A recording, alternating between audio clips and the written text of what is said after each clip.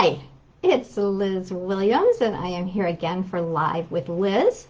I'm going to do my best to see if you are here live with me that I'm going to be able to see the comments and respond to them. If I don't know that, as soon as I get done with the video, I will take a look at those comments and respond. But I hope to do that now if anybody's live with me. So today we are continuing with my series, Tips from the Giving Guru.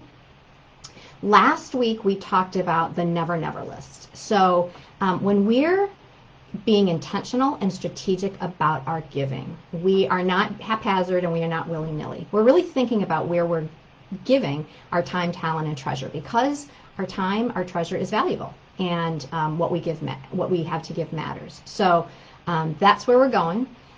So last week we talked about the never never list, which is, these are just ways that I suggest you not give because they're not effective. They can be a waste of your time and treasure. And so I just want you to be aware of that. So if you missed that last week, just pop back into the thread. The live video is there as a recording. I think it's like 7 minutes, so it goes pretty quickly. Today we're going to turn to the next in the series, Tips from the Giving Guru, which is called It's Okay to Give This Way. So when we create a portfolio of giving, the bulk of our giving is going to go to causes that are near and dear to our heart, and organizations that we have researched and we know are affecting real and lasting change. But we always set aside a certain percentage of our giving for things that come up on an annual basis. And so let me give you some examples of what that might be. So first of all, a place of worship.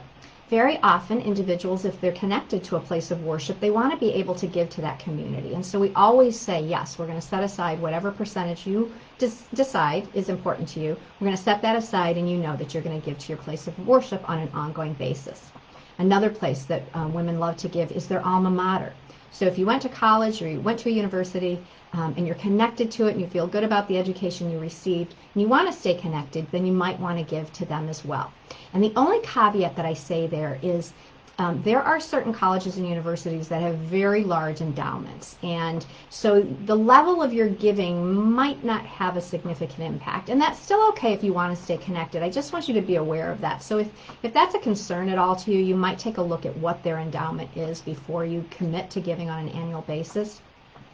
The other thing you can do if you still want to give, even if they have a large endowment, is you can request that your giving goes to scholarships, which I think is always a great way to make sure that that young adults who are trying to educate themselves and can't afford it are able to attend a college or university of their choice because of the scholarships that are available. So that's just a little tip. Third, family and friends. So if you are inclined to give, it is very likely that you are surrounded by family and friends who are also interested in giving. And so you want to be sure that you've put something aside for when they maybe say, I'm running a 10K for this cause, I'd love your support, or I'm holding a fundraiser, or I'm hosting a table at an event, which when we're back live will happen again. And you want to be able to support that cause and support them. So we can set aside a percentage of funds for that as well. Your neighborhood and community. Even with COVID, the Boy Scouts are coming around this week collecting money to purchase popcorn, and I love that. I love to see, I call them little entrepreneurs, I just love to see them coming around. And so you always want to be able to support your community and your local schools and that type of thing. So of course you would give in that case as well. And then the final one is, I call it the beggar on the street. And what I mean by that is, if you live in certain areas, you actually do see homeless people on a regular basis, or people that are struggling and they're asking for help. And although giving directly to someone who's on the street may not be the most effective long-term strategy to lift them up and out of poverty, for example, it's not a bad thing to give when your heart is tugged at in that case. I mean, there are just those instances where your eyes meet, or your heart is really touched for whatever reason. Of course it's okay to give. Now, are you handing out dollars over and over again all the time? No, it's up to you. You can. Just know that in the long term it might be better to support an organization that's really helping to provide mental health counseling or job training or that type of thing. But you do what your heart tells you to do. So those are kind of the tips of it's okay to give that way. And again, that's a percentage of your portfolio of giving, and that's always okay. I want to just touch on again what I started to talk about last week, which was this reactionary giving versus visionary giving. So reactionary giving, remember, is something where we're coming from a place of what you're against. Visionary giving is a place of what you're for.